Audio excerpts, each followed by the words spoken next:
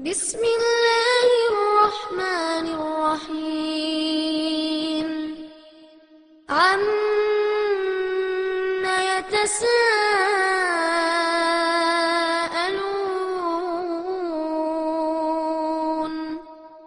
عن النبأ العظيم الذي هم فيه مختلفون كلا سيعلمون ثم كلا سيعلمون. கண்ணியத்திற்குரிய ஏக இறைவனுடைய நல்லடியார்களே, நமது நாட்டில் நம்முடைய நிலைப்பாடுகள் என்ற ஒரு தலைப்பு. இந்த தலைப்பை பற்றி நாம் விவரிக்க வேண்டிய அவசியமே இன்றைய காலகட்டத்தில் இல்லை. இந்த நாட்டிலே முஸ்லீம்களுக்கு ஏற்படக்கூடிய கஷ்டங்கள், துன்பங்கள், இந்த நாட்டினுடைய தீய சக்திகளின் மூலமாக ஒவ்வொரு நாளும் ஒவ்வொரு பிரச்சனைகளும் இந்தியாவினுடைய ஒவ்வொரு பகுதியிலும் நடந்து கொண்டு தான் இருக்கின்றன. குறிப்பாக முஸ்லீம்களுடைய உணவு பிரச்சனை, அவர்களுடைய வணக்க வழிபாடினுடைய பிரச்சனை, முஸ்லீம் பெண்களுடைய உடை சம்பந்தப்பட்ட பிரச்சனை, இப்படி ஒவ்வொன்றாக இந்த நாட்டிலே விமர்சனம் செய்யப்பட்டு அது கடுமையாக மன உளைச்சலுக்கு நாம் ஆட்பட்டு கொண்டிருக்கக்கூடிய ஒரு சூழ்நிலை தான் இந்த நாட்டிலே அனுதினம் நடந்து கொண்டும் இருக்கின்றது. குறிப்பாக இந்த நாட்டில் தற்போது ஆட்சி செய்து கொண்டிருக்கின்ற சங் பரிவாருடைய இந்த கும்பல்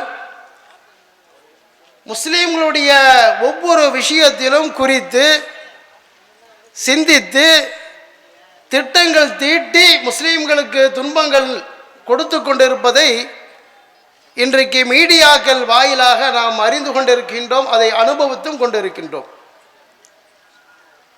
இந்த மாதிரி ஒரு சூழ்நிலையில் முஸ்லீம்களாக இருக்கக்கூடிய நாம் நம்முடைய சமுதாயத்தினுடைய நலனுக்காக நாம் நடந்து கொள்ள வேண்டிய முறைகள் என்ன, இந்த சமுதாயத்தை பாதுகாத்துக் கொள்வதற்கு நாம் ஏற்படுத்தக்கூடிய சட்ட வரைமுறைகள் என்ன என்பதைத்தான் இந்த நேரத்திலே, குறுகிய நேரத்திலே நாம் அறிந்து கொள்ள கடமைப்பட்டிருக்கின்றோம். கண்ணியத்திற்குரிய அல்லாஹ்வின் நல்லடியார்களே, இன்றைக்கு சமீப காலமாக இந்த நாட்டிலே, இந்த நாட்டை ஆட்சி செய்யக்கூடிய ஆட்சியாளர்களிலிருந்து கடை நிலையிலே இருக்கக்கூடியவர்கள் ஒரு பாரத மாதாக்கு ஜே என்ற ஒரு முழக்கத்தை இன்றைக்கு சமீப காலமாக அதை ஒரு பெரிய பிரச்சனையாக இன்றைக்கு செய்து கொண்டிருக்கின்றதை காணுகின்றோம். அதை சொல்லாதவர்கள் இந்த நாட்டினுடைய தேச துரோகிகள் என்று சொல்லக்கூடிய அளவிற்கு கூட சில சம்பவங்களும் நடைபெற்றும் கொண்டிருக்கின்றன. இந்த பாரத மாதா கி ஜெய் என்ற இந்த விஷயத்தில் மாதா என்பதிலே மாற்று கருத்துக்கள், நமக்கு அது எதிர்கருத்துக்கள் தான் நமக்கு இருக்கின்றன. இந்த பாரதம் என்று சொல்லக்கூடிய இந்த நாட்டை பொறுத்த வரைக்கும் காஷ்மீரிலிருந்து கன்னியாகுமரி வரைக்கும் இப்படி ஒரு பெயர் வருவதற்கு, இந்த நாட்டை ஒருங்கிணைப்பதற்கு முழு பொறுப்பும் முழு தகுதியும் ஒரு சமுதாயத்திற்கு இருக்குகின்றது என்றால், பாரதம் என்று சொல்வதற்கான அனைத்து தகுதிகளும் இருக்கக்கூடிய ஒரே சமுதாயம் இஸ்லாமிய சமுதாயம் மட்டும்தான். நாம் எல்லாம் பாட புத்தகத்தில் பார்த்துருப்போம். அந்த வீணா போன வல்லபாய் பட்டேல் சொல்லுவார், அவர்தான் இந்த நாட்டை ஒரு எல்லா மாநிலத்தையும் ஒன்று சேர்த்ததாக ஒரு கதையை கட்டி விடுவாங்க. இந்த நாடு என்பது இஸ்லாமிய முகலாய மன்னர்கள் இந்த நாட்டிற்கு வருவதற்கு முன்னாடியே இந்த நாடு ஒரு பாரதம் என்பது பல நாடுகளாக பிரிந்திருக்கக்கூடிய ஒரு சூழ்நிலையில் தான் இருந்தது. இனத்தின் அடிப்படையிலே ஒரு நாடு, மொழியின் அடிப்படையிலே ஒரு நாடு, கலாச்சாரத்தின் அடிப்படையிலே ஒரு நாடு, ஜாதி அடிப்படையிலே ஒரு நாடு என்றுதான் இந்தியா பல நாடுகளாக இருந்தது. இந்திய தேசம் என்பது ஒரு நாடு கிடையாது, பல தேசங்களாக பல நாடுகளாக இருந்த இந்த இந்தியாவை முகலாய மன்னர்கள் தான் இந்த நாட்டிலே ஆட்சியை ஏற்படுத்தி, இஸ்லாமிய ஆட்சியை ஏற்படுத்தி டெல்லியை தலைநகரமாக கொண்டு பாரதம் என்று சொல்லக்கூடிய மிகப்பெரிய ஒரு பேரரசை உருவாக்கினார்கள் என்றால் அது இஸ்லாமியர்கள் மட்டும்தான். இஸ்லாமியர் இந்த நாட்டிற்கு வரவில்லை என்றால் இன்னைக்கு தமிழ்நாடு ஒரு நாடாக, கேரளா ஒரு நாடாக, ஏன் தமிழ்நாடே 4 நாடுகளாக இருந்துச்சு. மதுரையை சேர்ந்தவர்கள் பாண்டிய நாடுன்னு வச்சிருந்தான், திருச்சியை சேர்ந்தவன் சோழ நாடுன்னு வச்சிருந்தான், கோயம்புத்தூரை சேர்ந்தவன் சேர நாடுன்னு வச்சிருந்தான், இன்னும் சென்னை பக்கத்தில் பல்லவ நாடுன்னு ஒரு தமிழகத்தை 4 நாடா 5 நாடா 10 நாடா அன்றைக்கு ஆட்சி புரிஞ்சிருந்தாங்க. இவனுக்குன்னு ஒரு கவர்மெண்ட், சேரனுக்குன்னு ஒரு கவர்மெண்ட், அவனுக்குன்னு ஒரு சின்னம், ஒருத்தருக்கு புலி சின்னம், ஒருத்தருக்கு வில்லு சின்னம், நாணயத்திலிருந்து கவர்மெண்ட்லேருந்து சட்டத்திலிருந்து ஒரு கிட்டத்தட்ட 300 கிலோமீட்டர் 250 கிலோமீட்டர் இருக்கக்கூடிய பகுதிகள் ஒரு நாடாக இருந்துச்சு. இந்த நாட்டுக்கு இந்த நாட்டுக்கு சண்டை, இவன் அவனை பிடிக்கிறது, அவன் இவனை பிடிக்கிறது, அடிச்சு செத்துட்டு இருக்கக்கூடிய ஒரு காலகட்டம் இருந்துச்சு. ஆக தமிழகமே ஒரு 4-5 நாடாக இருக்கக்கூடிய ஒரு அவல நிலைதான் முஸ்லிம்கள் இந்த நாட்டிற்கு வருவதற்கு முன்னால் இருந்த ஒரு நிலை. இன்னைக்கு காஷ்மீரில் இருந்து கன்னியாகுமரி வரைக்கும் பாரதம் சொல்றாங்களா இல்லையா? அதை சொல்வதற்கான முழுமையான தகுதி முஸ்லிம்களுக்கு மட்டும்தான் இருக்குகின்றதே தவிர இந்த நாட்டிலே எந்த மதத்திற்கும் எந்த சமுதாயத்திற்கும் இல்லை என்பதை தெளிவாக நம்ம சொல்ல முடியும். ஏன்? இஸ்லாமியர்கள் செய்த தியாகங்கள், இஸ்லாமியர்களுடைய உழைப்புகள், இதையெல்லாம் வரலாறுகளாக இருந்த அந்த வரலாறுகளை மறைக்கப்பட்ட காரணத்தினால் நிறைய பேருக்கு தெரியல. இந்த வரலாறு விஷயத்தில் முஸ்லிம்கள் சம்பந்தப்பட்ட அந்த வரலாறுகளும் எரிச்சு அதை முன்னாலே கொண்டு வர மாட்டாங்க. ஒரு வேலையும் செஞ்சிருக்க மாட்டான், கஷ்டப்பட்டிருக்க மாட்டான், அவனைத்தான் வரலாறு வரலாறு என்று அவன்தான் இந்த தேசத்திற்கு மிக உழைத்ததாக தியாகியாக இன்றைக்கு சொல்லக்கூடிய அளவிற்கு இந்த நாட்டிலே முஸ்லிம்கள் சம்பந்தப்பட்ட வரலாறுகள் மறைக்கப்பட்ட ஒரு துர்பாக்கிய சூழ்நிலை. இது மட்டுமா? இந்த சுதந்திரம் இருக்கா இல்லையா, நாமெல்லாம் கேள்விப்பட்ட விஷயம். இந்த தௌஹீத் ஜமாத்து இந்த தமிழகத்தில் கால் வைக்கலண்டா சுதந்திரத்திற்கும் முஸ்லிம்களுக்கும் இந்த நாட்டில் எந்த சம்பந்தமும் இல்லை என்ற ஒரு நிலைப்பாடு ஏற்பட்டிருக்கும். அல்லாஹு தாலா இந்த ஜமாத்தின் மூலமாக சில அறிவாளிகளை கொடுத்து அவர்களுடைய ஆய்வு, அவருடைய சிந்தனை, அவர்களுடைய பேச்சுக்கள் தான் இந்த நாட்டிலே முஸ்லிம்கள் தான் சுதந்திரத்திற்காக பாடுபட்டிருக்கின்றார்கள், கஷ்டப்பட்டிருக்கின்றார்கள் என்ற வரலாறை நோண்டி மக்களுக்கு வெளிப்படுத்திய ஒரு சூழ்நிலை இல்லைண்டா நமக்கும் சுதந்திரத்துக்கு கூட சம்பந்தம் இல்லைன்னு ஒரு நிலைமை வந்து. இந்திய வரலாற்று சுதந்திரத்தை பார்த்தீங்கன்னா முஸ்லிம்கள் இருப்பா, அவனோட பேரே இருக்காது.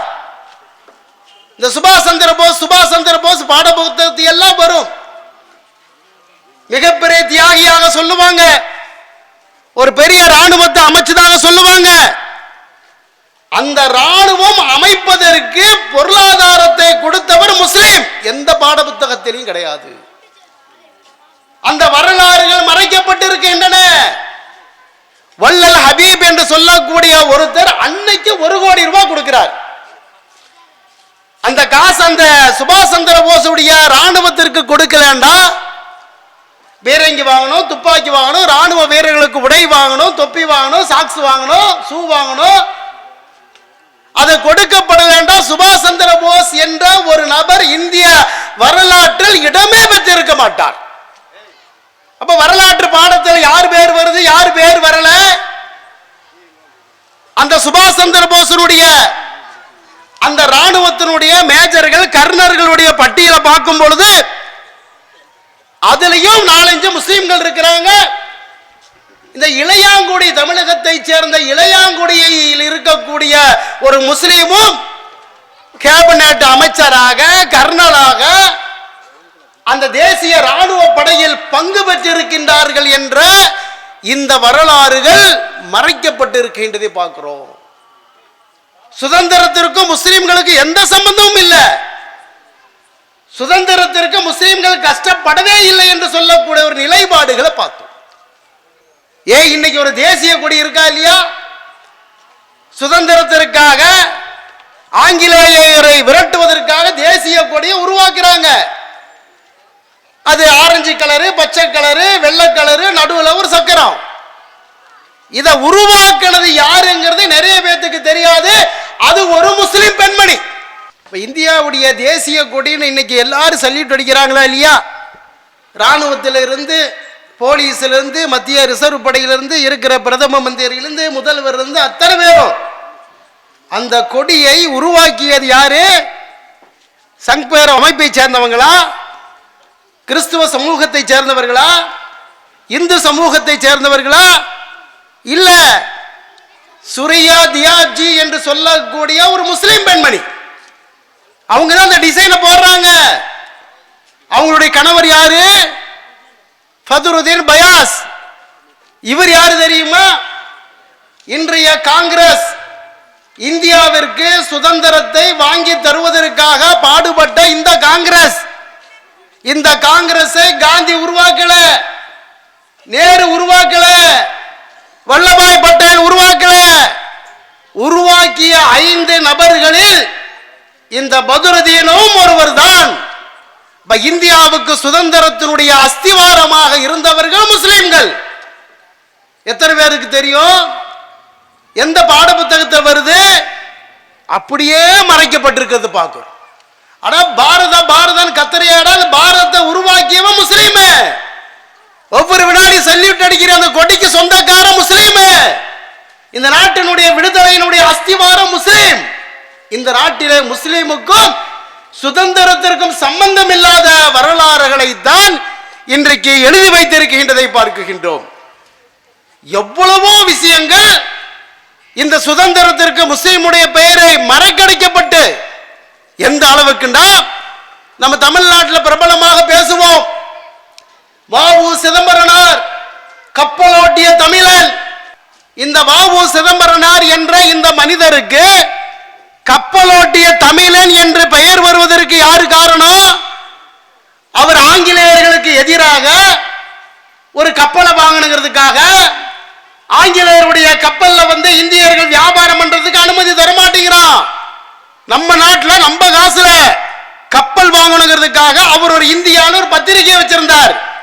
அதுல விளம்பரம் கொடுக்கிறாரு. 216 ரூபாய் காசு வருது. கப்பலுடைய துடுப்பு கூட வாங்க முடியாது. கொடுத்த காசு, கொடுத்த மக்கள் இந்த நாட்டில் இருக்கிறானே 216 ரூபாய். அந்த நேரத்தில் இதே தமிழகத்தை சேர்ந்த ஹாஜி ஃபக்கீர் முகமதுனுடைய 2 லட்சம் ரூபாய் தொகைதான் கப்பல் வாங்கப்பட்டது. பேர் மட்டும் வ.உ. சிதம்பரனார் அடிச்சிட்டு போயிட்டார். ஃபக்கீர் முகமதுடைய காசு, பணம் எந்த வரலாற்றினுடைய புஸ்தகத்திலும் மறைக்கப்பட்ட செய்தியாகத்தான் இன்னைக்கு வரைக்கும் இருக்கு. தௌஹீத் ஜமாத் தான் வெளியே கொண்டு வருது. இன்றைக்கு இந்தியாவில் இஸ்லாமிய விழிப்புணர்வு என்று ஒரு மாநிலம் இருக்குதுன்னா நம்ம தமிழ்நாடு மட்டும்தான்.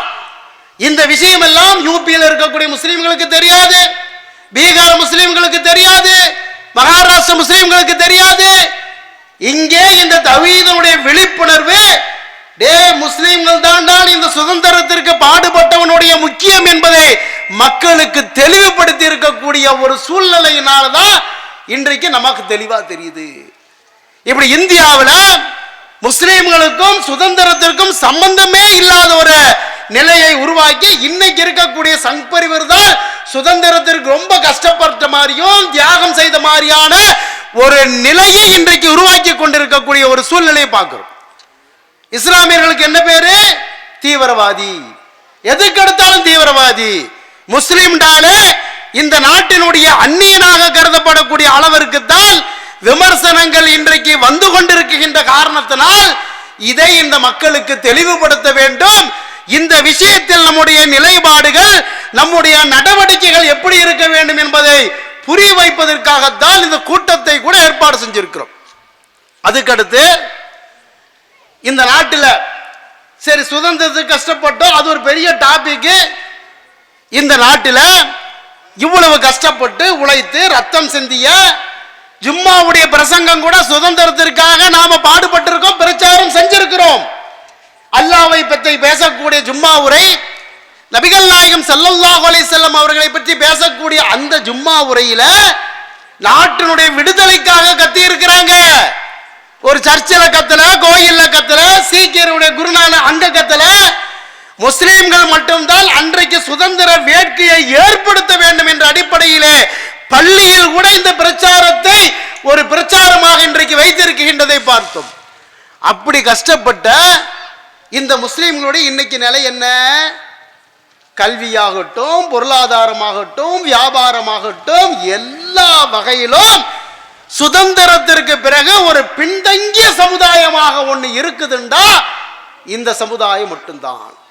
ஓபன சொல்ல போனா ஏனைய சமுதாயத்தை நம்ம கம்பேர் பண்ணும்போது இன்றைக்கு முஸ்லிம்கள் பிச்சைக்கார சமுதாயமாகத்தான் இருக்குகின்றார்கள் எல்லா வகையிலும். இதை நம்ம சொல்லல, தௌஹீத் ஜமாத்துடைய அறிக்கை இல்ல. இந்த நாட்டில் முஸ்லிம்கள் எந்த நிலையிலே இருக்குகின்றார்கள் என்பதை அறிவதற்கு காங்கிரஸ் ஆட்சி காலகட்டத்தில் ஒரு ஓய்வு பெற்ற நீதிபதி ரங்கநாத் மிஸ்ரா என்று சொல்லக்கூடிய ஒரு நீதிபதியை நியமிக்கிறாங்க. அவருக்கு என்ன வேலை? இந்தியாவில் முஸ்லிம்களுடைய கல்வி, அவனுடைய வேலை வாய்ப்பு, அவனுடைய பொருளாதாரம், அவனுடைய அனைத்து நலன்களிலும் ஆய்வு செய்து எந்த அளவுக்கு ரொம்ப கீழ்த்தரத்தில் இருக்கிறான் என்று அரசுக்கு நீங்கள் கமிஷனை தாக்கல் பண்ணுங்க, அவர்களுக்கு உரிய உரிமையை நாம் நிலைநாட்டுமாறு அதை செய்வோம் என்று ஒரு கமிஷனை போட்டாங்க. அவரும் இந்தியாவில் பல பகுதியில் போனாரு, முஸ்லிம்களுடைய சமுதாயத்தில் போனாங்க, ஆய்வு செஞ்சாங்க, கமிஷனை தாக்கல் பண்றாரு. தாக்கல் பண்ணதிலிருந்து இன்னைக்கு வரைக்கும் அந்த கமிஷனு கோமா ஸ்டேஜ்லயே இருக்கு. என்னைக்கு கபர்ல கொண்டு போய் அடக்கம் செய்யலாங்கிற கண்டிஷன்ல தான் இருக்கே தவிர காங்கிரஸ்காரன் பார்க்கல. இப்ப இருக்கக்கூடிய சுத்தமாகவே பார்க்க மாட்டான் கமிஷனை. இன்னைக்கு எப்ப அடக்கம் பண்ணி இருக்கலாம். அந்த கமிஷனுடைய நிலைப்பாடு என்ன? அந்த கமிஷனை நீங்கள் இந்த நாட்டிலே செயல்படுத்துகின்ற தமிழ்நாடு தௌஹீத் ஜமாத் எத்தனை போராட்டத்தை நம்ம நடத்திட்டோம். தெரு தெருவாக, வீதி வீதியாக, பள்ளி பள்ளியாக, இயக்கங்கள் இயக்கங்களாக, கட்சி தலைவர்களை ஒவ்வொருத்தராக சந்திச்சு இது போன்ற பிரச்சாரத்தை சில வருடங்களுக்கு முன்னால் தமிழகம் முழுவதும் நம்முடைய தாய்கள் ரத்தத்தை சிந்தி அந்த பிரச்சாரத்தை செஞ்சாங்களா இல்லையா? இந்த ரங்கநாத் மிஸ்ரா கமிஷனை நீங்கள் அமல்படுத்துங்கிறதுக்காக லட்சக்கணக்கான மக்களை திரட்டி அதை கூட ஆட்சியாளர்களுக்கு கொண்டு போனோம். தெரு தெருவான பிரச்சாரம் ஒரு பக்கம், தமிழகமே பயப்படக்கூடிய அளவிற்கு, குலுங்கக்கூடிய அளவிற்கு சென்னையில மிகப்பெரிய லட்சக்கணக்கான 10 லட்சத்திற்கும் மேற்பட்ட மக்களை திரட்டி எங்களுடைய உரிமையை நிலைநாட்டுங்கிறது காமிச்சோம். டெல்லி கொஞ்சம் ஆடிச்சு. மன்மோகன் சிங் கூப்பிட்டு மாநில தலைவரிடம் பேச்சுவார்த்தை நடத்தினாங்க, கொடுக்கிறேன்னு சொன்னாங்க, அதோடு முடிஞ்சு போச்சு. அந்த ரங்கநாத் மிஸ்ரா கமிஷன் என்ன சொல்லுதுங்க? முஸ்லிம்களுடைய கல்வி 1வது இருந்து 5வது வரைக்கும் படிச்சவன் 35% தான் இருக்கிறான். 6வது இருந்து 8வது வரைக்கும் படிச்சவன் 85% தான் இருக்கிறான். 8வது இருந்து 10வது வரைக்கும் படிச்சவன் 11% இருக்கிறான். இந்த எஸ்எஸ்எல்சி, ஹையர் செகண்டரி, +1, +2 இதை படிச்சவன் 5% தான் இருக்கிறான். இந்த BA, BEd, MA, MSc degree படிச்சவன் 3% தான். ஊசி பாசிக்காரன் கூட அவனுடைய சமுதாயத்தை கால்குலேஷன் பண்ணும்போது நம்மை விட பல மடங்கு இருக்கிறான். தலித்துகள் இருக்கிறாங்க. இந்த சமுதாயத்தில் எத்தனை ஜாதி இருக்கோ அத்தனை பேர் இருக்கிறான். கிறிஸ்துவ சமுதாயம் கொடி கட்டி பறக்கிறான். இருக்கிறதுலயே ரொம்ப ரொம்ப கல்வியில தரமட்டத்துல தமிழகத்தில் இருக்கிறான். தமிழ்ல பேசுறான், அதை எழுத தெரியாது. தமிழிலே கையெழுத்து போட தெரியாது. தமிழ் பேப்பரை படிக்க தெரியாத அளவிற்கு ஒரு எந்த மாநிலத்தை வாழுகின்றானோ அந்த மாநிலத்துடைய மொழியை எழுத தெரியாத அளவிற்கு முஸ்லிம்களுடைய கல்வி தரம் இருக்குது என்று இந்த தகவலை மத்திய அரசாங்கத்துக்கு ரங்கநாத் மிஸ்ரா கொடுக்கிறாரு. வேலை வாய்ப்புல என்ன நிலைமை? வேலை வாய்ப்புல கிட்டத்தட்ட 11 லட்சம் மக்கள் வேலை வாய்ப்பில் 88 லட்சம் பேர் மொத்தம் இருக்கிறாங்க. அதுல 11 லட்சம் முஸ்லிம்கள் இருக்கிறாங்க படிச்சவன். 33,000 பேரு தான் 11 லட்சத்துக்கு இந்தியா முழுசும் மத்திய அரசாங்கத்துடைய வேலையில் இருக்கிறான். என்ன வேலை? இந்த postal department, highways department, bank, railway department, மத்திய அரசாங்கத்துடைய வேலையில கிட்டத்தட்ட 33,000 காஷ்மீர்ல இருந்து கன்னியாகுமரி வரைக்கும் 11 லட்சம் பேர்ல முஸ்லிம்களுடைய நிலைப்பாடு. அதுக்கப்புறம் உளவுத்துறை இருக்கா இல்லையா, ஐபிஎல் இருந்து அது மாதிரி சிபிஐல இருந்து ராங்கிற மாதிரி உளவுத்துறை இருக்கு.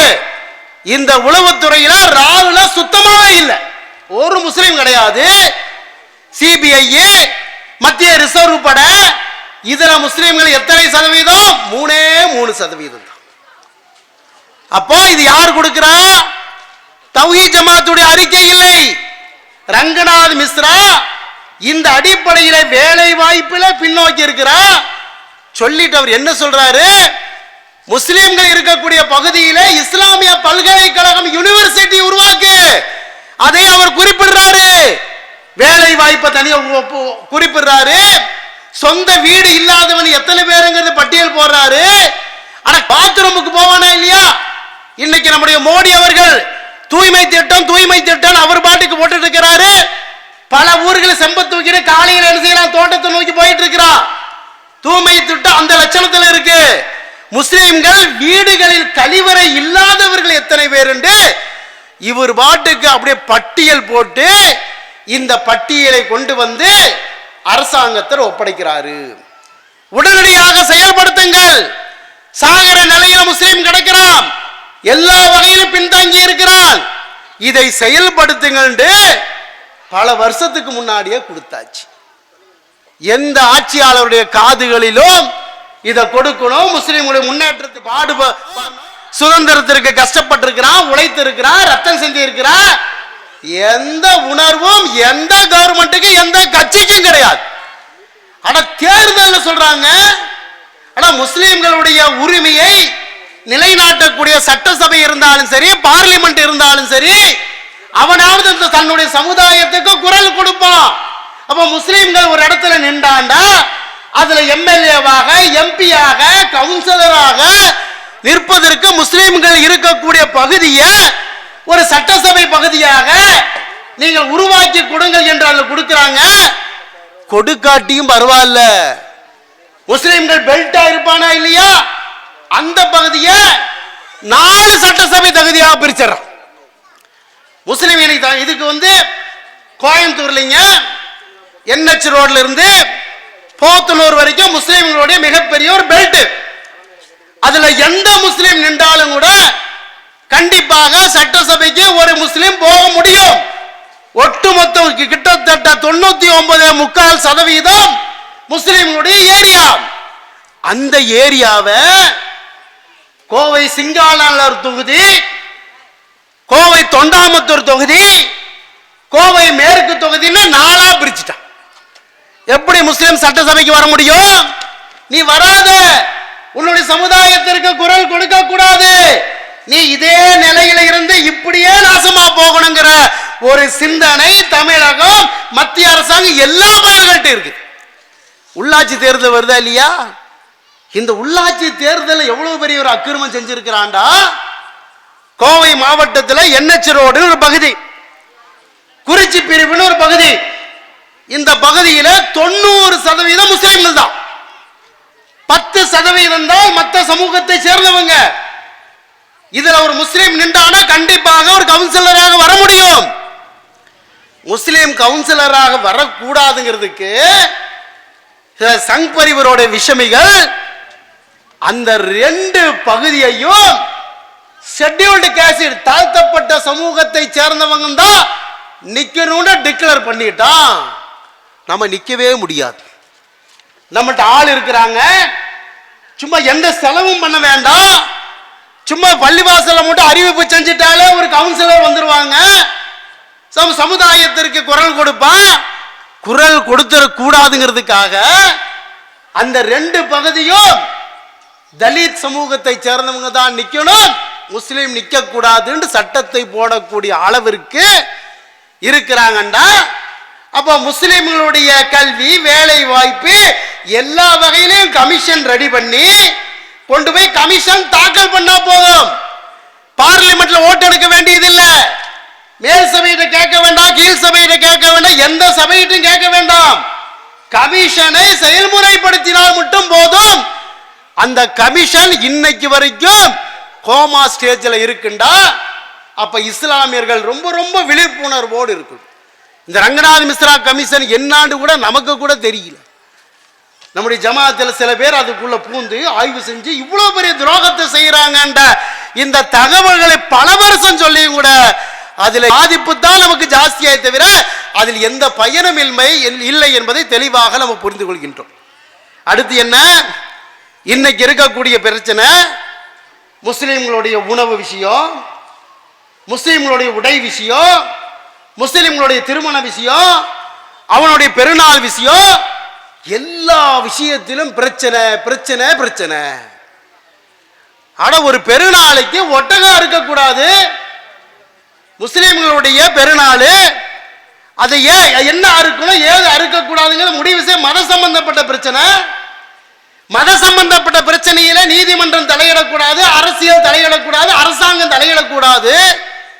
இந்திய அரசியல் சட்டத்தில் இருக்குது. தெளிவா தெரிஞ்சும் கூட ஒட்டகத்தை அறுக்கக்கூடாதுங்கிற ஒரு தொடைய போட்டாங்களா இல்லையா?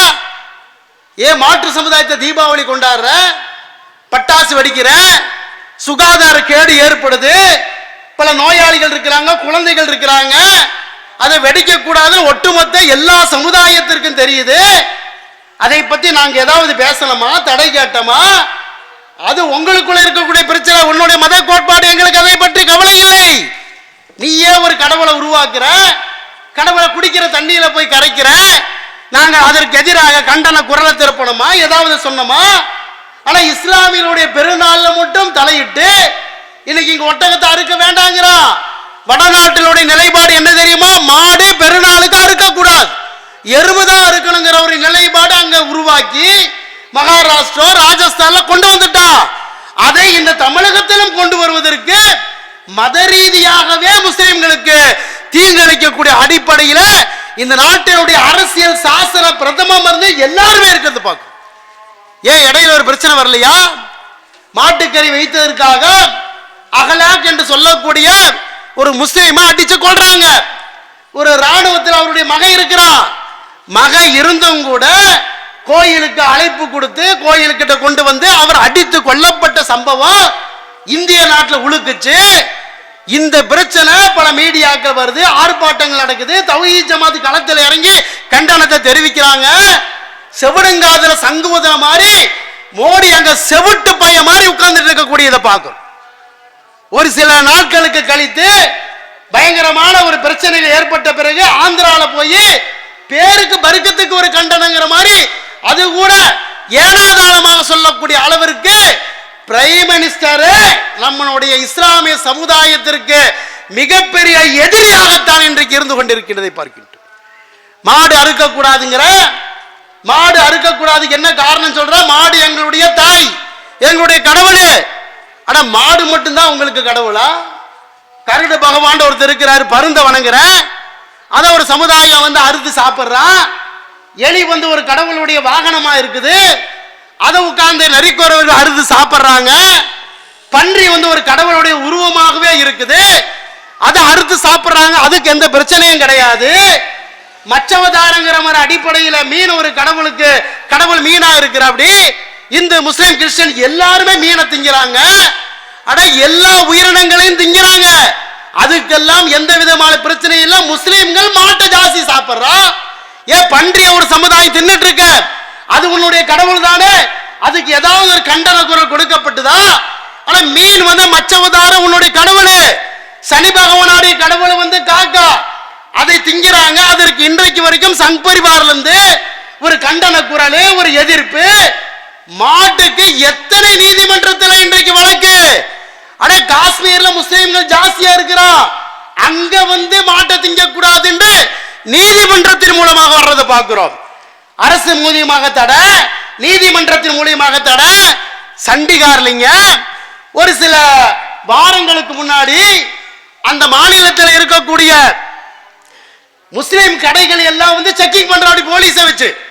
அங்க இருக்கக்கூடிய கறி எடுத்து லேபுக்கு கொண்டு போய் செக் பண்ணி இது மாட்டுக்கறியா, ஆட்டுக்கறியா, கோழிக்கறியா, பன்னிக்கறியாண்டு ஆய்வு செய்யக்கூடிய அளவுக்கு முஸ்லிம்கள் மாட்டுக்கறி வியாபாரமா பண்ற அந்த கறி வியாபாரம் பண்ணக்கூடாது என்று வியாபாரத்தில் தலையிட்டு மாட்டுக்கறியா இல்லையா என்று ஆய்வு செய்யக்கூடிய அளவிற்கு முஸ்லிம்களுடைய மார்க்க ரீதியா மத ரீதியாக தலையிடக்கூடிய அளவிற்கு இந்த நாட்டிலே இருக்குகின்றது என்றால் இந்த விழிப்புணர்வு தமிழ்நாட்டில் மட்டுமல்ல இந்தியா முழுவதும் இந்த விழிப்புணர்வை ஏற்படுத்தணும். சரி, மனுஷனுக்காக இறைவன் படைத்ததுதான் ஆடு, மாடு, கோழி இதெல்லாம். ஆனா மனுஷனை திங்கிறாங்களா? உலகத்துல எந்த நாட்டிலும் மனுஷனா திங்க மாட்டான். மனுஷனை திங்கிறான்டா அது உலகத்திலேயே படு மோசமான கேவலமான ஒரு நாடு, உலகத்திலேயே ஒதுக்கி வைக்க வேண்டிய ஒரு நாடு. இந்த நாட்டில் இந்து சாமியார்கள், சங் பரிவாரை சேர்ந்த அகோரிகள் செத்த பணத்தை திங்கிறானா இல்லையா? சன் டிவியில இடையில போட்டு நார வச்சானா இல்லையா? ஆனா இன்னைக்கு வரைக்கும் அகோரிகள் மனுஷனை தின்னுட்டு இருக்கிறான். என்னடா சட்டத்தை போடுறீங்க? ஒரு எம்பி கத்தி இருக்கிறானா, ஒரு எம்எல்ஏ கத்தி இருக்கிறானா, கைது பண்ணிருக்கீங்களா? மாட்டை திங்கிறவனை கொண்டு வந்து அரெஸ்ட் பண்ற, அவனை ஜெயில போடுற, வழக்கு போடுற. ஆனா மனுஷனை திங்கிறவனுக்கு என்ன வழக்கு, என்ன ஜெயிலு? அப்ப என்ன நிலைமண்டா? முஸ்லிம் எதை செஞ்சாலும் தப்புதான். அவன் திங்க கூடாது, உடுத்த கூடாது. ஏன் உடுத்துற டிரெஸ் இல்ல அதுல தலையிட்டானா இல்லையா? இஸ்லாமிய மார்க்கத்தினுடைய உடை என்ன? நாங்கள் பெண்களை கண்ணியமாக பார்க்கின்றோம். பெண்களை கண்ணியமாக இஸ்லாம் பார்க்க சொல்கின்றது. அல்லாஹ் கூட திருமறை குர்ஆனிலே பெண்கள் தங்களுடைய கைகளை மறைக்க வேண்டும், உள்ளங்கையை காட்டணும், முகத்தை காட்டணும், தன்னுடைய உடல் உறுப்புகள் அனைத்தையுமே மறைக்க வேண்டும். அப்படி மறைப்பதன் மூலமாக விபச்சாரம் ஏற்படாது, கெட்ட சிந்தனைக்கு மக்கள் தள்ளப்பட மாட்டாங்க. இன்னைக்கு இந்திய நாட்டில் சின்ன பிள்ளைகளை கற்பழிப்பதற்கு என்ன காரணம்? அப்பனே மகளை கற்பழிப்பதற்கு என்ன காரணம்? அண்ணன் தங்கச்சியை கற்பழிப்பதற்கு என்ன காரணம்? பெண்கள் இன்றைக்கு சுதந்திரம் இல்லாம பயந்து வெளியில போகக்கூடிய ஒரு சூழ்நிலை இல்லாமல் இருக்கிறாங்களே. ஏன் டெல்லியில ஒரு பெண்ணை கற்பழிச்ச இந்தியாவே கதி கலங்குச்சு, ஆடிச்சா? இதுக்கெல்லாம் என்ன காரணம்? ஒரு பொம்பளை எதை மறைக்கணுமோ அது மறைச்சுதான் ஆகணும். அது மறைக்க வேண்டிய பகுதிகள் தொடர்ந்து இருந்துச்சுன்னா எவ்வளவு நல்லவன் கூட தப்பு செய்வான். ஒரு கிழவன் கூட சமீபத்தை பார்த்த மாதிரி 75 வயசு கிழவை 5 வயசு பிள்ளைய கற்பழிக்கிறான். 5 வயசு பிள்ளைய பார்த்தா அன்பு வருமா, பாசம் வருமா? ஆனா கற்பழிப்பதற்காக உணர்வை தூண்டியது ஆடை. அழகா இஸ்லாம் சொல்லுது, ஃபலா தகரஃபு ஜினா, விபச்சாரம் பக்கத்திலே நெருங்காத, ஆடை அழகுபடுத்து. அந்த ஒரு உரிமை எங்களுக்கு இருக்கு. நாங்க இந்து சமுதாயத்தை புர்கா போட சொல்றோம், கிறிஸ்துவ சமுதாயத்தை புர்கா போட சொல்றோம். எங்கள் சமுதாயத்தில் இருக்கக்கூடிய எங்கள் சகோதரிகளை கண்ணியமாக இருக்க வேண்டும், மார்க்கம் அனுமதித்திருக்கு. அந்த புர்காவை பெண்களுடைய சுதந்திரங்கிற அடிப்படையில் பஞ்சாப்ல புர்காவை எரிக்கக்கூடிய போராட்டம். அரையும் குறையுமா மேல கொஞ்சம் காமிச்சிட்டு, வயிற்ற கொஞ்சம் காமிச்சிட்டு, முட்டிக்கு கீழே ஒண்ணுமே இல்லாம தவணை முறையில் ட்ரெஸ் போட்டு கொண்டிருக்கக்கூடிய சில கலிசடைகள் அந்த புர்காவை எரிக்கக்கூடிய ஒரு போராட்டத்தை நடத்துறான். பெண்கள் மாதர் சங்கம் அதற்கு போலீஸ் அனுமதி கொடுக்கிறான், வேடிக்கை பார்க்கிறான். கடைசி அல்லாஹ் என்ன செஞ்சா? எவ புர்காவை பத்த வச்சாலும் அவளும் சேர்ந்து எரிஞ்சு கரிஞ்சு நாசமா மௌத்தா போயிட்டான். அதுக்கு அவர் எந்த பொம்பளையும் அது விஷயமா பக்கத்துல நெருங்குறதே கிடையாது. அப்போ ஒரு உடை விஷயத்துல கூட ஏ சமுதாயம் அவுத்து போட்டு ஆடுது, அது மாதிரி ஓ சமுதாயம் ஆடட்டும் என்று புர்கா விஷயத்துல கூட தலையிடக்கூடிய அளவிற்கு முஸ்லிம்களுடைய பிரச்சனைகளை இன்றைக்கு பார்க்கிறோம். சினிமாவை எடுத்துக்கங்க, முஸ்லீம் சினிமாவை மட்டுமே தீவிரவாதிகளாவே எடுப்பான். விஸ்வரூபம் படம் எடுத்தானா இல்லையா? விஸ்வரூப படம் என்ன? அதுக்கு தமிழ்நாடு தௌஹீத் ஜமாத் களத்தில் இறங்கி அவன் மன்னிப்பு கேட்டு சில விஷயத்தை கட் பண்ணி வீணா போன விஜய் என்ன செஞ்சா துப்பாக்கி படத்தை எடுத்தா எல்லாமே தீவிரவாதி யாருன்னு பார்த்தா முஸ்லீமா தான் இருக்கும். ஒரு தாடி வச்சிருக்கணும், ஒரு தொப்பி வச்சிருக்கணும்.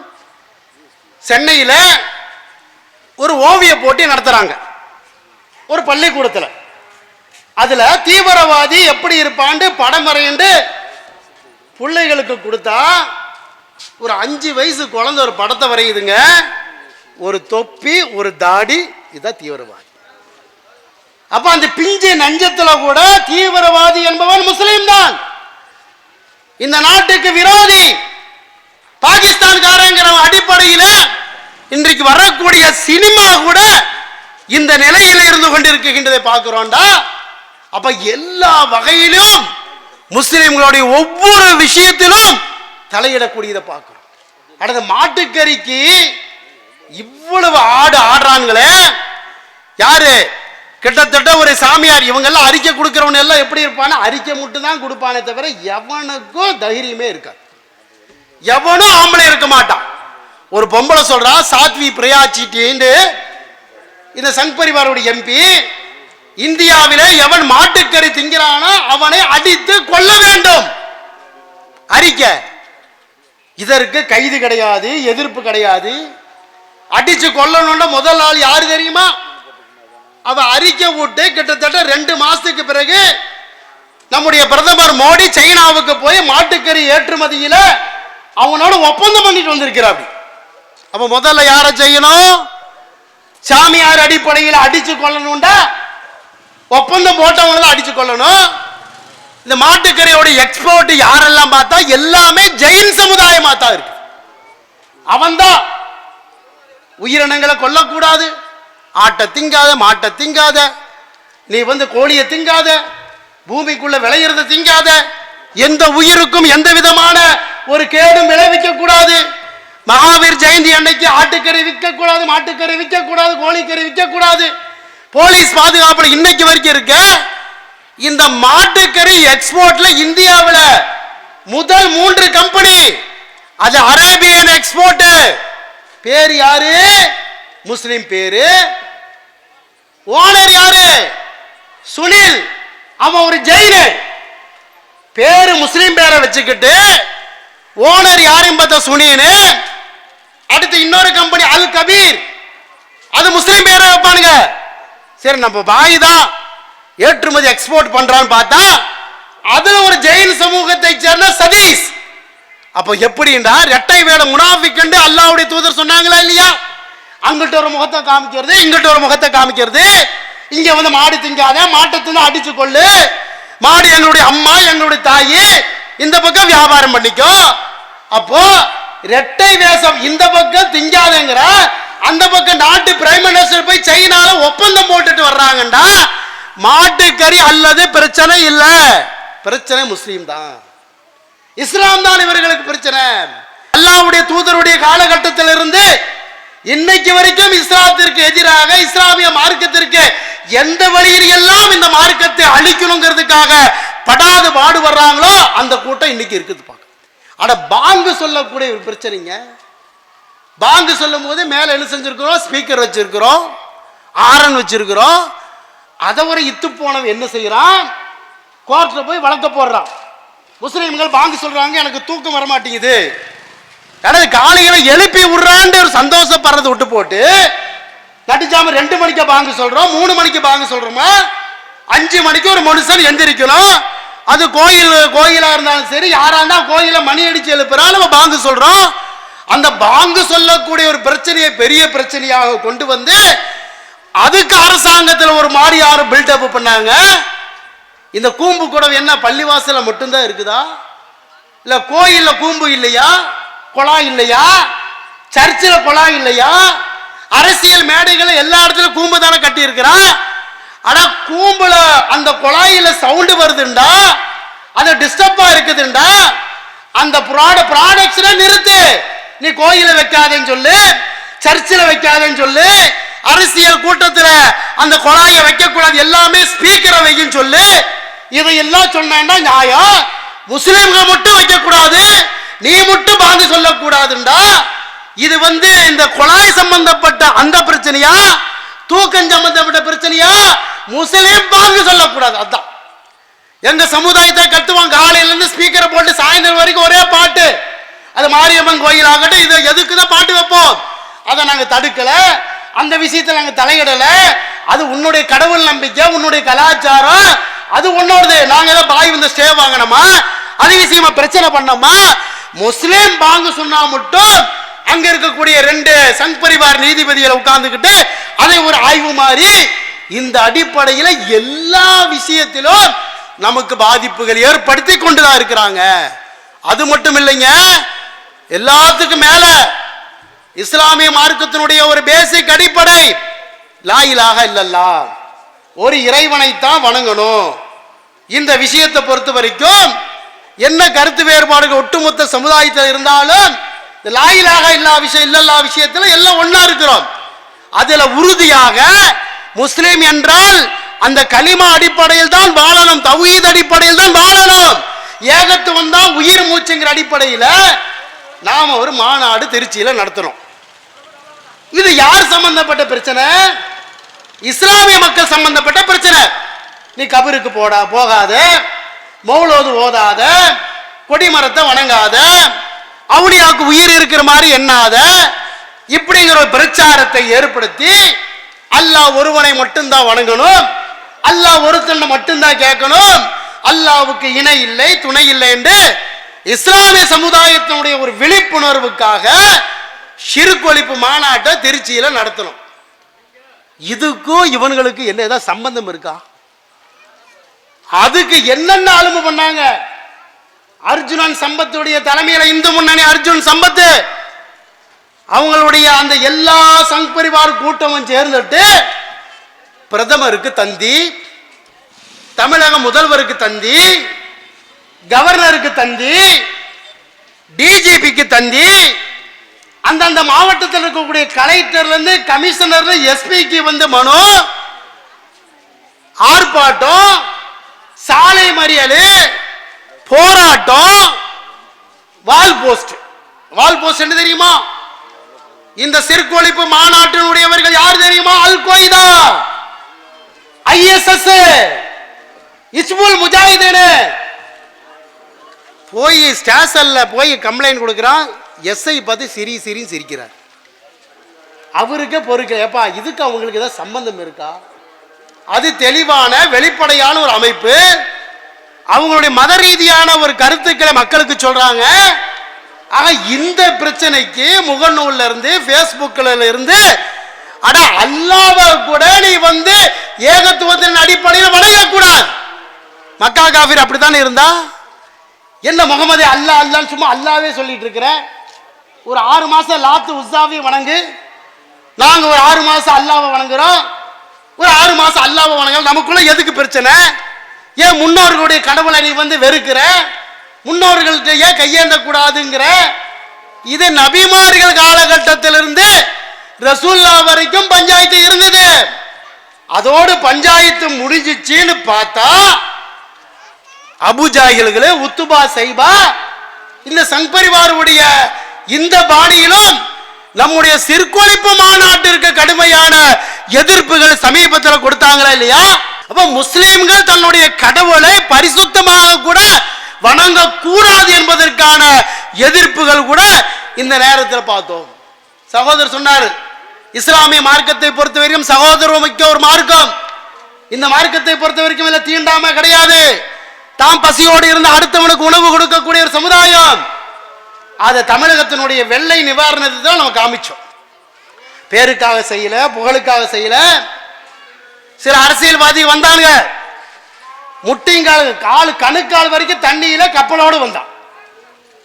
கணுக்கால் இருக்கா இல்லையா? இந்த காலு இந்த அளவுக்கு தான் தண்ணி இருக்கு.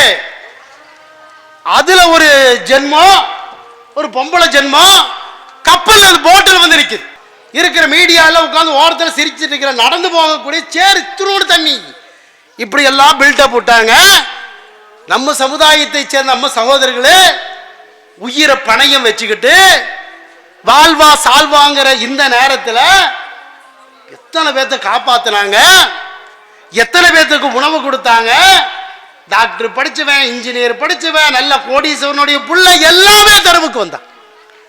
அவன் வீட்டுல கூட்டி இருக்க மாட்டான், அவன் வீட்டுல சின்ன வேலையை செஞ்சிருக்க மாட்டான், அவன் வேலையை செய்யறதுக்கு வீட்டுல 10 வேலைக்காரங்க. அப்பேற்பட்ட பணக்கார பையன் டாக்டர் தெருவுல கூட்டுறான், அந்த பாத்ரூம் இருக்கக்கூடிய அந்த சாக்கடை சுத்தம் செய்யறான். எல்லா மீடியாக்கள் உலகமே ஸ்தம்பிச்சு நிக்குது. அந்த நேரத்துல ஒரு ஜும்மா வருதுங்க. மக்கள் எல்லாம் உயிருக்கு போராடிட்டு இருக்கிறாங்க. இருக்கிற மண்டபம் எல்லாம் காலி ஆயாச்சு, கவர்மெண்ட் ஸ்கூல் எல்லாம் காலி ஆயாச்சு, மக்களை தங்க வைப்பதற்கு எந்த ஒரு இடமும் இல்லை. அந்த நேரத்தில் நம்முடைய பள்ளி வாசலில் இந்த தொப்புள்குடி சகோதரர்கள் கொண்டு வந்து தங்க வச்சோம். அங்கதான் தூக்கம், அங்கதான் தங்களுடைய காலை கடன்கள், அங்கதான் சாப்பாடு. இந்த சூழ்நிலையில ஒரு வெள்ளிக்கிழமை வருது, ஜும்மாவுடைய நேரம் வருது. அந்த ஜும்மாவுடைய நேரத்தில் அந்த கொற்ற மலையில தெருவில் நின்று ஜும்மா தொழுகிறோம். பள்ளிவாசல்ல யாரு? வெள்ளத்தால் பாதிக்கப்பட்ட அந்த மக்களை உள்ளுக்குள்ள உட்கார வச்சுக்கிட்டு நாம தெருவில் நின்று தொழுகிறோம். இதை பார்த்து சில மனிதாபிமான மிக்க இந்து சகோதரர்கள் கண் கலங்கி அந்த நேரத்திலையும் பேனர் வச்சான், சென்னையில சில பிளக்ஸ் வச்சான். அதனுடைய வாசகம் என்ன? ஒரு பள்ளி வாசல் இடித்தது போதும், ஆபத்து காலங்களில் நாங்கள் உயிரோடு தங்குவதற்கு பள்ளியை தவிர இந்த உலகத்தில் வேறு இடமே இல்லை. வெச்சாம்பாரு பேனரு. அதுல ஒரு விஷ கிருமி, ஒரு எய்ட்ஸ் நோயாளி ஒருத்தன் தன்னுடைய முகநூல்ல ஒன்னு விடுறான். கல்யாண ராமங்கிறவன் என்ன விடுறான்? இந்த சமூக மக்களை எல்லாம் பள்ளி வாசலுக்கு கொண்டு வந்து தீவிரவாதி பயிற்சி கொடுக்கிறாங்க. எப்படி ஆத்திரம் வரும்? இதற்கு நம்ம பதில் சொல்லல, அந்த சமூகத்தை சேர்ந்த அந்த மக்களே பதில் கொடுத்தார்கள். அவன் தற்கொலை செய்யக்கூடிய அளவுக்கு பதில் கொடுத்தார்கள். அவன் உலகத்தில் வாழ முடியாத அளவிற்கு அந்த சமூகத்தை சேர்ந்தவர்கள் பதில் கொடுத்தார்கள். ஆனா உயிருக்கு போராடிட்டு இருக்கிறான், பள்ளி வாசல தங்க வைக்கிறோம், நாங்க தெருவில் நின்று அல்லாஹ்வை வணங்குறோம். அந்த மக்கள் தன்னுடைய கண்ணீரின் மூலமாக நன்றியை தெளிவுபடுத்துறாங்க. பேட்டி எப்படி வருது? மனிதாபிமானமே இல்லாத அளவிற்கு மனித மிருகங்களாக பேட்டி வருது. பேட்டிக்கு பிறகு என்ன ஆச்சு தெரியுமா? அல்லாஹ் பெரியவன், சென்னையில பல சகோதரர்கள் இன்றைக்கு வரைக்கும் இஸ்லாத்தை தந்துட்டு இருக்காங்க. இஸ்லாத்தை கூட்டம் கூட்டமா வர்றான், மேடையில ஏத்துக்கிறான். இதுதான் ஒரு மனிதாபிமான மார்க்கம், இதுல சகோதரத்துவம் இருக்கு. கூட்டம் கூட்டமா வர்றானே, தடை செய்ய முடிஞ்சுதா? சத்தியம் டிவியில சகோதரர் ராமகோபால்ட்ட அந்த டிவியினுடைய நிருபர் ஒரு பேட்டி எடுக்கிறார். என்ன பேட்டி எடுக்கிறாரு? ஐயா, நீங்க இஸ்லாமிய மார்க்கத்திற்கு போகக்கூடாதுங்கிறதுக்காக இந்தியாவில் உங்களுடைய அரசாங்கம், உங்களுடைய ராணுவம், உங்களுடைய சட்டங்கள் மூலமாக பல தடைகளை போடுறீங்க. மீடியாக்கள் மூலமாக முஸ்லீம்களை ஒரு தீவிரவாதியை நீங்க கொண்டு வர்றீங்க. இஸ்லாமியர்களை கொடுங்கோலர்கள் மாதிரி சித்தரிக்கிறீங்க. நீங்க அப்படி இஸ்லாத்துக்கு போனால் வலுக்கட்டாயமாக இந்த பக்கம் இழுக்கக்கூடிய வேலையெல்லாம் நீங்க செய்யறீங்களே, இந்தியா முழுக்க செய்யறீங்களே. ஆனாலும் நாளுக்கு நாள் இஸ்லாத்தில் வரக்கூடிய கூட்டம் ஜாஸ்தியா வர்றானே, என்னங்க? அவர் அப்படியே கொஞ்ச நேரம் ஹார்ட் அட்டாக்ல ஸ்டன் ஆயிட்டார். என்ன பதிலு? என்ன செய்யறதுன்றே தெரியல, யோசிக்க வேண்டும். இது அல்லாஹ்வுடைய மார்க்கம், தௌஹீத் ஜமாத்துடைய மார்க்கம் இருந்துச்சு, அது என்னைக்கோ போய் சேர்ந்திருக்கும். இது அவனுடைய மார்க்கம், அவன் கொண்டு வருவான். எந்த வழியில எப்படி கொண்டு வரணும் அவனுக்கு தெரியும். ஏன் இந்த நாகை மாவட்டத்தில் கள்ளிமேடு சமீபத்தில் வந்துச்சா இல்லையா? கோயிலுக்கு விட மாட்டேன்டா, வெளியிலே நின்றுண்ட பல வருஷம் நின்று பார்த்தா அழகா டிவியில பேட்டியை கொடுத்தான். நாங்கள் 560 பேர் இஸ்லாமிய மார்க்கத்திற்கு மதம் மாற போறோம், அந்த கடவுளையாச்சும் ஒழுக்கமா உடங்களா, இங்க கோயிலுக்கு விட மாட்டேங்கிறான். பதறி அடிச்சிட்டு சென்னையில் இருக்கக்கூடிய எல்லா ஆபீசரும் கள்ளிமேட்டில், எல்லா ஐபிஎஸும் கள்ளிமேட்டில், எல்லா ஐஏஎஸும் கள்ளிமேட்டில். போயிடாது, என்ன வேணும், அது வேணுமா, இது வேணுமா, எதுவும் வேண்டாம், எனக்கு என் கடவுளுக்கு பக்கத்தில் நிற்கணும். முடியுமா, முடியாதா? இந்த சமுதாயத்தை போய் பேசி பார்க்குறாங்க, அதெல்லாம் முடியவே முடியாது, அங்கதான் நிற்கணும். எல்லாமே திரும்பிடுச்சா இல்லையா? அத்தனை பேர்த்துடைய நிலைப்பாடு என்ன? இஸ்லாத்துக்கு போவோம். சிந்தனைய உருவாக்கியது எது? அல்லாஹ் அவனுடைய மார்க்கத்தை கொண்டு வர்றான். ஏங்க இந்த கோயம்புத்தூர் சம்பவம் அதெல்லாம் விடுங்க. இன்னைக்கு இந்தியாவில் எந்த ஒரு இந்து மதத்தை சேர்ந்த முக்கியமான பிரமுகர் மௌத்தா போனா கூட, செத்தா கூட, யாருடைய பேர் முதல்ல வருது? போலீஸ்காரங்களுக்கு கூட தெரியாது. அடுத்த வினாடியே முஸ்லீம் தான் கொன்னான். இது எப்ப இருந்து ஆரம்பிச்சது? முஸ்லிம்களை பழி வாங்கணுங்கிறதுக்காக முதல்ல பிஸ்மி சொல்லி ஆரம்பிச்சு கொன்னது காந்தியை தான். காந்தியை கொண்டு போட்டு என்ன பேரு கொடுத்தனா அப்படி கையில? இஸ்மாயிலு. காந்தியை கொன்னுட்டு ஒரு சங் பரிவார் கூட்டத்தை சேர்ந்த ஒருத்தன் கொள்றான். இன்றைக்கு வரைக்கும் உலகம் முழுசும் தெரிஞ்ச விஷயம். அவனுடைய பேரு கோட்ஸே. கையில என்ன பச்சை குத்தி இருக்கிறான்? இஸ்மாயில் பேரு. இந்த சூட்சமத்தின் அடிப்படையில் தான் கடந்த காலகட்டத்தில் மாலேகான் குண்டுவெடிப்பாகட்டும், அஜ்மீர் தர்காவுடைய குண்டுவெடிப்பாகட்டும், எந்த இடத்தில் குண்டுவெடிப்பு ஏற்பட்டாலும் கூட 5 நிமிஷத்துல ஒரு பேரு வரும் பாருங்க. நம்ம கூட அந்த பேரு கேள்விப்பட்டிருப்போம். இச்சுபில் முஜாஹிதீன், அதுக்கு என்னென்ன பேரோ, எப்படித்தான் அந்த பேரை வைக்கிறாங்களோ, கண்டுபிடிக்கிறாங்கன்றே தெரியாது. 5 நிமிஷத்துல வரும். அந்த அடிப்படையில் தான் கோயம்புத்தூர்ல ஒரு இந்து முன்னணியை சேர்ந்த ஒரு சகோதரர் மரணிக்கிறார். கொல்றாங்க. கொல்லப்பட்ட உடனேயே அடுத்த நாள் வால் போஸ்ட் வருதுங்க.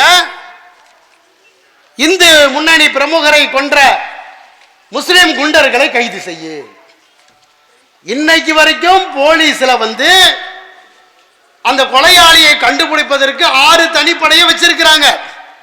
லோக்கல் போலீஸ் அவங்களால முடியலைங்கிறதுனால அந்த கேஸ் இன்னைக்கு சிபிசிஐடிக்கு மாற்றப்பட்டிருக்கு. புலான் விசாரிச்சுட்டு இருக்கிறாங்க. அந்த சமூகத்தில் ஜாதி சம்பந்தப்பட்ட ஒரு பிரச்சனை இருக்குது, ஒரு பொருளாதார பிரச்சனை இருக்கு. அந்த கோணத்திலையும் பார்க்குறாங்க. பல கோணத்தில் யார் கொன்னாங்கன்னு இன்னைக்கு வரைக்கும் போலீஸ் துப்பு துளைக்கிட்டு இருக்கு. மறுநாளே என்ன நிலைமை? முஸ்லீம் கொன்னா, வால் போஸ்ட் ஒட்ட வச்சு உடனடியாக மிகப்பெரிய ஒரு கலவரத்தை ஏற்படுத்தி அல்லாஹ் காப்பாற்றணும். அல்லாஹ் இந்த நேரத்தில் முஸ்லிம் சமுதாயத்திற்கு அல்லாஹ் அப்படியே பொறுமையை கொடுத்தான். திருமணம் பேச முடியாது. இந்த சமுதாயத்திற்கு அல்லாஹ் அப்படி ஒரு இஜ்ஜத்தை கொடுத்தது. திருமணாங்கண்டா இன்னைக்கு கோயம்புத்தூர் தாங்கி இருக்காது. அப்படியே பொறுமையை கொடுத்தா முஸ்லிம்களுடைய கடைகள் சூறையாடப்படுது. நீங்க டிவியில கூட பார்த்திருப்பீங்க. செல்போன் கடையை உடைச்சு அந்த செல்போன் எல்லாம் வரிசையா கூட்டம் கூட்டமா எடுத்துட்டு போறாங்க. ஒருத்தனாவது மனிதாபிமான அடிப்படையில் விட வேண்டாம் அப்படின்னு சொன்னானா இல்ல, அடிச்சு போட்டு போடுறாங்க. அந்த கடை ஓனர் இன்னைக்கு மனநிலை பாதிக்கப்பட்ட நிலையில் வீட்டில் கிடக்கிறாரு. ஒரு ஃபாத்திமாங்கிற ஒரு school, Fatima convent Christians school. அந்த நேரத்தில் கலவரத்தை பார்த்த உடனேயே ஸ்கூல் உடனடியாக என்ன செஞ்சுட்டாங்க? விட்டுட்டாங்க. அட எல்கேஜி குழந்தைய, 1ஆம் வகுப்புக்கு படிக்கக்கூடிய குழந்தைய ஆட்டால இருக்கிறாங்க.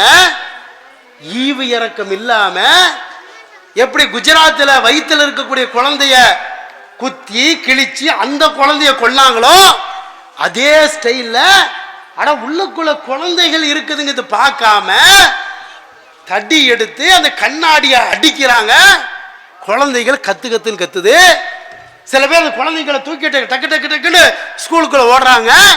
அந்த ஆட்டாவை அப்படியே தூக்கி போட்டு தள்ளக்கூடிய சம்பவத்தை இதெல்லாம் மிகைப்படுத்தி இல்ல. இன்னைக்கு வீடியோல, வாட்ஸ்அப்ல, பேஸ்புக்ல இன்னைக்கு அதுதான் வண்டி ஓடிட்டு இருக்குது. போட்டு இன்னைக்கு குழந்தைகள் பார்க்கல. அட பாதுகாப்புக்கு நின்ற போலீஸ்காரோடைய மண்டை உடைக்கப்படுது, அவங்க மூஞ்சி உடைக்கப்படுது, போலீஸ் ஜீப்பு தீ வைத்து கொளுத்தப்படுது. இதுல முஸ்லீம்கள் மட்டுமில்ல, முஸ்லீமை குறி வச்சு அடிச்சாங்க. இந்து சமூகத்தை சேர்ந்த, கிறிஸ்துவ சமூகத்தை சேர்ந்த சர்ச்சில் கல்ல எடுத்து அடிக்கப்படுது. பல கடைகள் பல கோடிக்கணக்கான பொருளாதாரம் வந்து அன்றைக்கு சூறையாடப்படுது. அடிச்சது யாருன்னு கற்பனை பண்ணி விட்டாங்க, முஸ்லீம். உடனடியா அந்த தீய போடுறது. இப்ப வந்து அந்த முஸ்லீம்கள் தான் செஞ்சாங்கிற அடிப்படையில இன்னைக்கு வேற மாதிரி கொண்டு வரணுங்கிறதுக்காக யாரு செஞ்சா யாரு கொண்டான்னு தெரியல. முஸ்லீம்ங்கிறது காமிக்கிறோமாமா, முஸ்லீம்கள் வெறுப்புல தன்னுடைய வெறுப்பை வெளியிடத்தை காமிக்கிறாங்கன்ட்டு திண்டுக்கல் பிஜேபி அலுவலகத்தில் பெட்ரோல் கொண்டு வீசு, உடனே திண்டுக்கல் பரபரப்பு, போலீஸ் குவிப்பு. கடைசியில் பார்த்தா சிவசேனாவுடைய பாலாஜின்னு ஒருத்தர் அரெஸ்ட் பண்ணிட்டாங்க. அவனே பெட்ரோல் கொண்டு ரெடி பண்ணி அவனுடைய ஆபீஸ்லயே தூக்கி வீசி எரிஞ்சு அங்கே ஒரு மத கலவரத்தை உருவாக்கணுங்கிற அடிப்படையில். ஆனா கோயம்புத்தூர் போலீஸை பொறுத்த வரைக்கும் அந்த நேரத்தில் போலீஸ் சரியான பாதுகாப்பு கொடுக்கல. பக்கத்திலேயே RF, பக்கத்திலே கிட்டத்தட்ட ஒரு 5 கிலோமீட்டர் தூரத்திலேயே மத்திய ரிசர்வ் படை இருக்குது. உடனடியாக தகவல் கொடுத்து அந்த கலவரத்தை கட்டுக்குள் அடங்கி இருக்கலாம். 200 பேர் வர்றோம்னு சொல்லிட்டு போலீஸ் ஏமாத்தி 2000 பேர் குமிச்சு ஒரு கலவரத்தை ஏற்படுத்தினாங்க.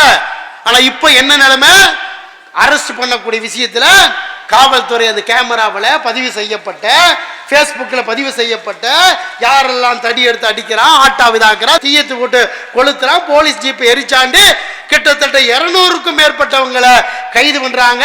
சில பேர்த்த குண்டர் சட்டத்தையும் சட்ட ரீதியாக இன்றைக்கு கோவை காவல்துறை நடவடிக்கை எடுக்குது. அது பாராட்டத்தக்கது, மறுக்கல. ஆனா எப்படி கலவரத்தை உருவாக்குறாங்க. ஆனா இந்த இத்து போன ராஜான்னு ஒருத்தர் இருக்கிறானா இல்லையா, 1ஆம் நம்பர் முஸ்லீம்களை வந்து கொல்லணுங்கிறதுல இப்படி வெறி பிடிச்சு ஆடக்கூடிய ஒரு மனித மிருக ஜென்மம், அதை தவிர வேறு யாரும் கிடையாது. தன்னுடைய ட்விட்டர்ல, பேஸ்புக்கில் இந்த கோவை கலவரம் நடந்த சில வினாடிகள்ல விடுறாரு, இஸ்லாமிய பயங்கரவாதிகள் இந்து முன்னணியுடைய நபரை கொன்று விட்டார்கள். அந்த முகநூலை உடனடியாக பரப்பக்கூடிய அளவிற்கு நெட்வொர்க். எப்படி யாரு செத்தாலும், ஒரு கொடுக்கல் வாங்கல கொல்லப்பட்டாலும், பொம்பளை விஷயத்துல கொல்லப்பட்டாலும் எல்லாமே முஸ்லீம்ங்கிற ஒரு சிந்தனை இன்றைக்கு உருவாக்கி கொண்டிருக்கிறாங்கண்டா. அப்ப இந்த விஷயத்துல தான் நமக்கு இப்போது விழிப்புணர்வு வேணும். தமிழகத்தை பொறுத்த வரைக்கும் ஓரளவுக்கு விழிப்புணர்வு இருக்குது, மறுக்கல. நம்முடைய ஜமாத் இந்த மாதிரியான சில பிரச்சனைகள் ஆரம்ப காலகட்டத்தில் அடிபட்ட காரணத்தினால, சில பிரச்சனைகள்ல வந்து சிக்கிட்டு என்ன செய்யணும் தெரியாத காரணத்தினால அந்த அனுபவம் இன்றைக்கு தமிழகத்தில் நம்முடைய ஜமாத்திற்கு எல்லா வகையிலும் சட்ட ரீதியான பயிற்சிகள், சட்ட ரீதியான அறிவுரைகள் இன்னைக்கு கொடுத்திருக்கிறோம். ஒரு காலகட்டத்தில் இந்த தௌஹீத் ஜமாத் வர்றதுக்கு முன்னாடி ஒரு சாதாரண ஒரு பொதுக்கூட்டம் நடத்துறதா இருந்தா, அல்லது ஒரு பிரச்சனைக்காக ஸ்டேஷன்ல போய் நின்றாண்டா பயந்து நடுங்கும். யாரை பார்த்து? இன்ஸ்பெக்டர் பார்த்தல்ல, SI பார்த்தல்ல, அங்க இருக்கக்கூடிய ஏட்ட பார்த்து, ஐயா எங்களுக்கு ஒரு கூட்டத்துக்கு அனுமதி கொடு, ஒரு பிரச்சனைக்கு போயிருந்தா ஐயா நிப்பாங்க கேட்பான், என்ன இல்ல பாகிஸ்தான் ஆளுங்களா நீங்க சும்மா இருக்க மாட்டீங்களா அப்படின்னு மிரட்டும் போது அன்றைக்கு சட்டம் தெரியாது, என்ன செய்யணும் ஒன்றும் தெரியாம இருக்கு. இன்னைக்கு என்ன நிலைமை? தமிழ்நாடு தௌஹீத் ஜமாத் சார்பாக மாநிலத்திலிருந்து, மாவட்டத்திலிருந்து, கிளையிலிருந்து உட்கார வச்சு போலீஸை அணுகக்கூடிய முறை எப்படி, சட்ட ரீதியாக ஒரு பிரச்சனையை எப்படி அணுகணும் அப்படிங்கிறது பயிற்சி கொடுத்தனுடைய விளைவு என்ன? ஒரு கிளையில் இருக்கக்கூடிய ஒரு தொண்டர் போன் எடுக்கிற, இன்ஸ்பெக்டர் இருக்காரா இல்லையா? நீ யாரு? நான் வந்து கிளையில் இருக்கக்கூடிய உறுப்பினர் பேசுறேன். உறுப்பினர்? ஆமா. இன்ஸ்பெக்டர் இருக்காரா இல்லையா? எப்படி இந்த மாற்றம் எப்படி வந்துச்சு? போய் கமிஷனர் ஆபீஸ்ல போய் உட்கார்றாங்க, சார் கமிஷனை பார்க்கணும். போலீஸ் ஸ்டேஷனுக்கு போனா நமக்கு மரியாதை, மதிப்பு. வந்து பேசுறாப்பா, என்ன செய்யலாம் ஏது செய்யலாம், ஆர்ப்பாட்டம், கண்டன குரல், லட்சக்கணக்கான மக்கள் கூட்டி நம்முடைய ஸ்ட்ரென்த்தை காமிச்சோம். இன்னைக்கு தமிழ்நாட்டில் பயப்படுறான், முஸ்லீம்களை அரெஸ்ட் பண்றதுக்கு பயப்படுறான், பொய் வழக்கு போடுறதுக்கு பயப்படுறான்.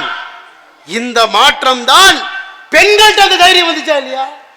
சிறை நிரப்பு போராட்டத்துக்கு பெண்களை எல்லாம் தஞ்சாவூர், திருச்சியில கூப்பிடுறோம். சிறை நிரப்பு போராட்டத்துக்கு கூப்பிட்டா எப்படி வரணும்? நான் வரமாட்டேன், என்னால் முடியாதுன்னு சொன்னாங்க ஒரு காலகட்டத்தில். தஞ்சாவூர்ல கூப்பிடுறோம், டிஃபன் பாக்ஸோட வர்றாங்க. ஒன்று புளி சாதம், ஒன்று தயிர் சாதம். எங்கீங்க டூரா போறீங்க? இல்லை ஜெயிலுக்கு தான். சிறை நிரப்பு எங்க? நீங்க சிறை நிரப்புனா ஜெயிலில் கொண்டு போய் உட்கார வைப்போன்ற நம்ம அந்த பெண்கள் சகோதரிகள் மத்தியில் சொல்லும் பொழுது, என்னைக்கு பாய் நீங்க ஜெயில காமிச்சிருக்கிறீங்க? ஒவ்வொரு தடவையும் கொண்டு போய் மண்டபத்தில் உட்கார வைப்பீங்க. சாயந்தரம் 5 மண்டபத்தில் உட்காந்து ஒரே பயானு, ஒரே நாயம், ஒரே தர்பியா, ஜெயிலில் உட்கார்ந்து தருபியா. அந்த அளவுக்கு நீ சிறையெல்லாம் வந்து நம்முடைய தாய்மார்களுடைய கால் தூசுக்கு கூட சமம் இல்லாத நிலைமை ஆகிப்போச்சு. அதனால இந்த விழிப்புணர்வு பத்தாது. எப்படி கோயம்புத்தூர்ல எந்த அடிப்படையிலே பொறுமையாக சட்ட ரீதியாக ஒரு காலகட்டத்தை மாட்டணும், இப்ப எல்லாம் எந்த வழியில போனோம் முள்ளாலதான் எடுக்கணும் என்ற உணர்வு வந்துச்சா இல்லையா? அந்த உணர்வை இன்னும் அதிகப்படுத்தக்கூடிய அடிப்படையில இந்த நாட்டினுடைய அரசியல் எல்லாத்தையும் அறியக்கூடிய மக்களாக, தெளிவு பெறக்கூடியவர்களாக அல்லாஹு தஆலா நம் அனைவருக்கும் அருள் புரிய வேண்டும். வாஹிரு தாவானா அல்ஹம்துலில்லாஹி ரப்பில் ஆலமீன். அல்லாஹ்